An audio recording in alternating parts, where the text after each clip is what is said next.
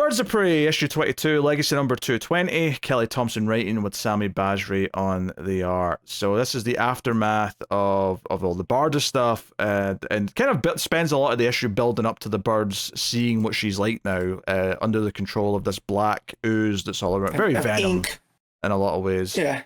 But yeah, there's a lot of stuff early on with Canary sending Cass investigating the crater where Barda fell down from the moon and all the rest of it.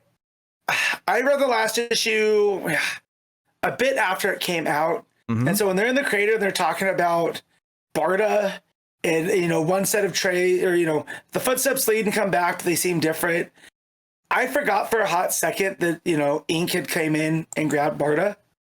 So I'm thinking, oh, did Barda carry out the other person, and that's why it's different? And then she shows up in the, Barda's not wearing ink. Ink's using Barda's form, right? In that. So, well, no, Barda's in there. Like, Ink's surrounding Barda.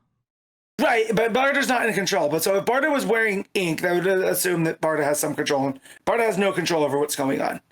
No, but I think that's a confusing way to put it, though, because I would describe it as wearing ink far more than ink is just taking Barda's form, because that makes it sound like ink's just shapeshifted into something that looks like Barda. Right, and that's why I'm trying to get the right way to say it.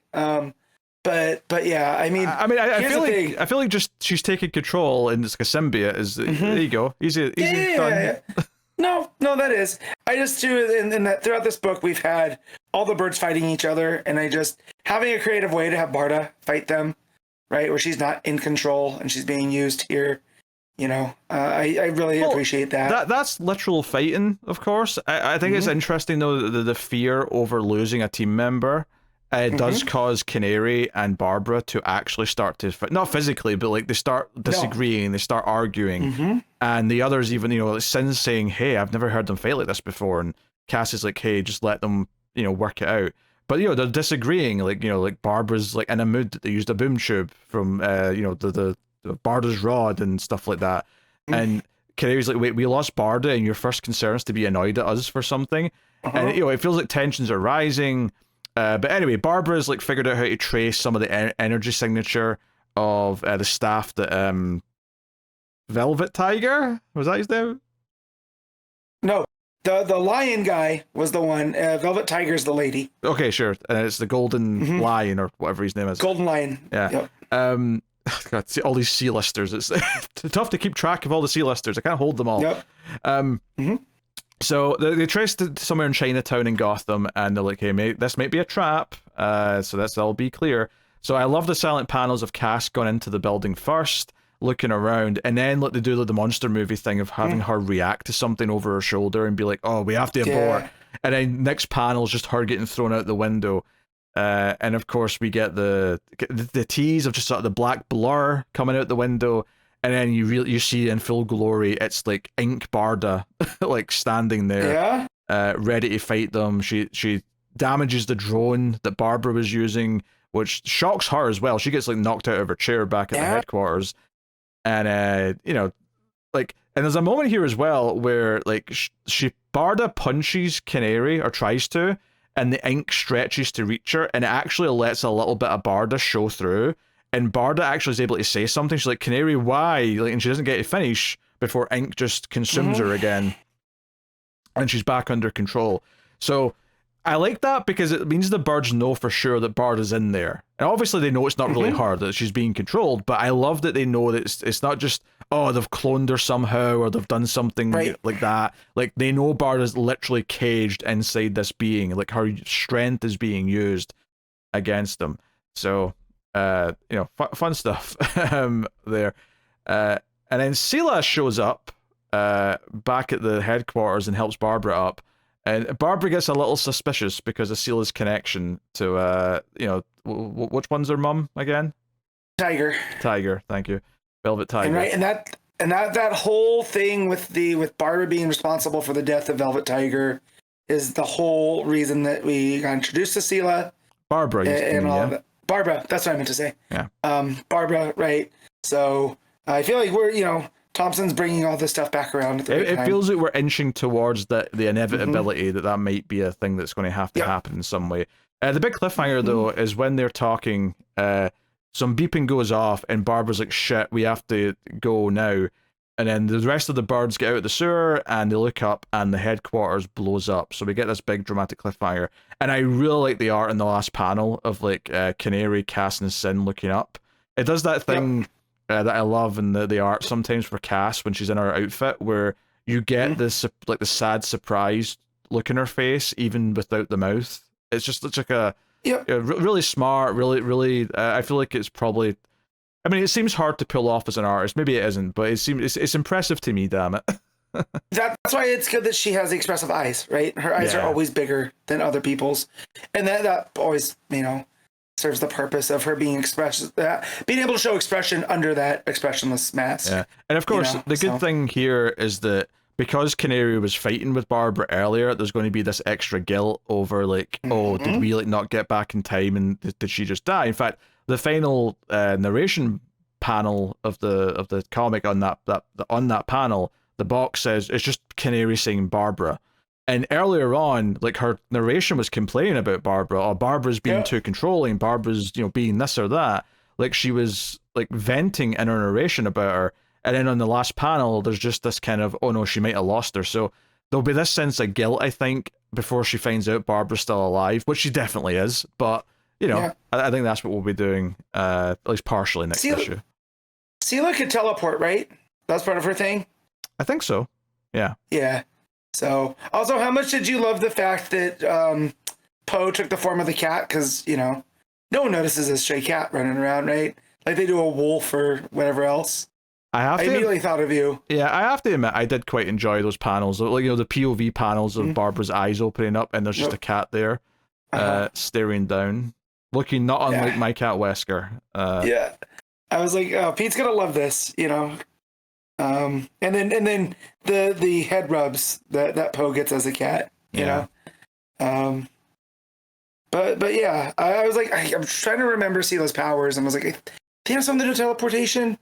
So maybe they got out of there before the bomb went off. Yeah, so they might not be unscathed, but the headquarters are gone. She was definitely teleporting through the different like worlds that we're in during that arc. So yeah, I think that probably translates to teleporting here. So yeah, I mean, obviously they're definitely fine. There's no way they just killed Barbara, but I think this arc's really interesting, and I thought because they were looking for like the villain's lair in this issue, I thought they might get to the point where they realized there's like an evil oracle. Because one of the things that Barbara was talking about earlier on in the issue that was frustrating her is that like Velvet, Tiger, and Golden Lion, like they're clearly not the leaders of this group. Like they wouldn't have given themselves the sewer job if they were the leaders. So who's in charge? Who's running the show? So they've not even gotten to the point yet where they realize that there's an evil oracle, the anti-oracles, on the team. Yeah, because it's even Copperhead, where even Canary's just like, Copperhead's not a leader either. So it's not him. He's glorified muscle. Yeah. So like, who's doing this? But yeah, that line of the leader doesn't give themselves the sewer job. Yeah, that line cracked me up. Yeah, plus, so I think that set me up for the surprise of, like, inked up Barda, like, being the big threat that they find. Yeah. I'm like, oh yeah, this makes sense, because they established this at the end of the last issue, and this is obviously conflicting for the team, because they want to try and save their team member, but the team member's a new god who is trying to fight them.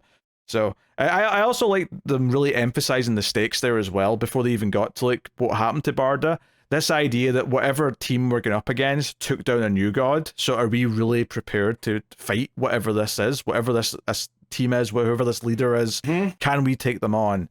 I like them selling that as a big threat throughout as well. So, no, I think this arc has been pretty solid so far. Yeah, about Velvet Tiger, I'm looking back at the start of when we see Barbara. Talking about that Velvet Tiger had like short bursts of super speed because it was like temporal distortion. And that's not something that's typical of Velvet Tiger. Right? So there's also some temporal things going on here. Actually, specifically she says this is a power that she used to have but hasn't for a long time.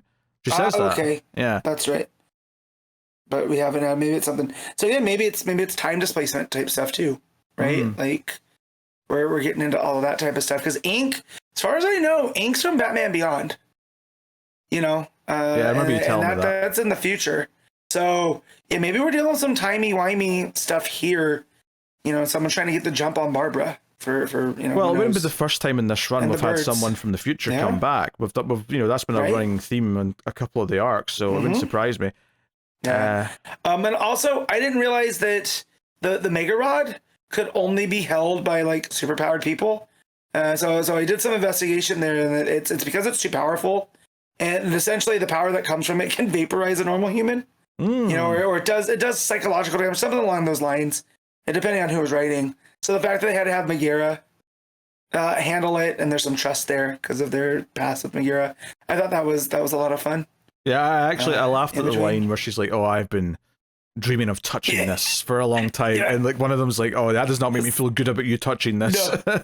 yeah. Again, so just some Kelly Thompson goodness in there with the dialogue and the interactions between the characters. Oh yeah, always handles that so well. There's always just a good back and forth between the characters.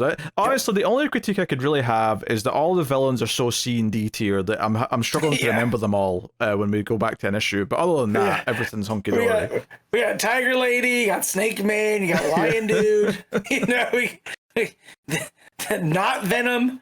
You know, like you know, but yeah, but it's. The reason I come back for this is the camaraderie between them, and it does feel like I can't remember a team book feeling like such a team in a minute. Like we had some of this when Taylor was writing Nightwing, where all of those characters felt like you know when he'd bring the Titans in, and that all felt like they had their camaraderie down. So it's just the sign of a good writer that you know, as much as the timey-wimey stuff and the temporal displacements and fighting and Barda is great. It's relationships in this book that make it sing and make it one of the ones I look forward to every month. So also Barda. I do love Barda, so I take that part back. I'm always here for Barda. Oh, that's the other touching thing is Cass being really like, we need to get Barda back. Like her caring about Barda, especially, is you know because their friendship's been so touching, you know, throughout the book. That hit. And she's the first one to see Barda in this form too. Yeah. So like that hits. So, but yeah, very I'm liking this arc so far. So far, I don't know where it's going in a good way. Yeah, I think the key thing is here is that you know we talk about this being a team book and the camaraderie being a big thing. So having them like have legitimate reasons to get mad at each other, test those relationships. So that's engaging because we care about the team and the characters. Yeah. But it also feels like because the you know Cass and Barda's friendship, also them fighting each other and Barda being impressed with Cassie's fighting skills and like wanting to train with her, that feels to me like you know the Thompson always knew where this was going. Like she always knew she was building up to like this arc where Barda was going to be taken over by an evil entity and it was going to pit Cass against her because it feels like it's paying off on a lot of those things that have already been established. So really good stuff. So Matt, what are you giving Birds of Prey? I'm gonna give it an 8.5. Yeah, I kind of want to. I think I was going to go with the flat 8, and I think the only reason why I'm not going higher than that is just because, from maybe a structure perspective, maybe the first half, like I think the back half is like excellent. The back half is super strong. The first half, maybe it's just because like remembering what happened last issue took me like a few pages to kind of click, but the first half felt a little bit less, you know, with a flow, I guess.